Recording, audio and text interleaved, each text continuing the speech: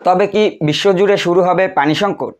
AI প্রযুক্তি ব্যবহারে উঠে এসেছে এমন প্রশ্ন, কারণ কৃত্রিম বুদ্ধিমত্তায় ফুরাচ্ছে পানি। আরও স্পষ্ট করে বললে, এআইকে যে প্রশ্ন করা হচ্ছে তার উত্তর দিতে খরচ হচ্ছে লিটার লিটার পানি।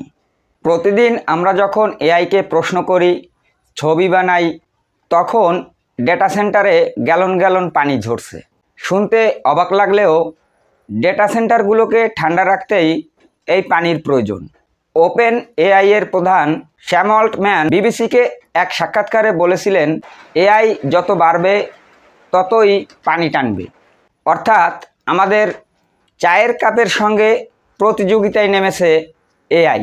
মাত্র 100 শব্দের একটি এআই ইমেল তৈরি করতে লাগে 0.14 কিলোওয়াট বিদ্যুৎ, যা 14টি এলইডি বাল্ব 1 ঘন্টা জ্বালাতে যথেষ্ট। চ্যাট জিপিটির একটি সাধারণ প্রশ্নের উত্তরে 1 চা চামচের 15 ভাগের 1 ভাগ পানি খরচ হয়। প্রতিদিন প্রায় 100 কোটি মেসেজের উত্তর দেয় এই চ্যাট জিপিটি। সাথে আছে জিমিনি, ডিপসিক, ক্লডের মতো মডেল। সব হিসেব করলে বোঝা যায় পানির চাহিদা বিপুল। বিশ্বজুড়ে প্রতিদিন হাজার হাজার লম্বা পোস্ট লেখায় দুনিয়ার মোট বিদ্যুৎ খরচের প্রায় 2%। লিকুইড কুলিং সিস্টেম ডেটা সেন্টারকে ঠান্ডা রাখতে হয় এবং বিদ্যুৎ উৎপাদনে লাগে প্রচুর পানি, যার 80 ভাগ নাকি বাষ্প হয়ে উড়ে যায়, যা আর কখনোই ফেরত পাওয়া যায় না।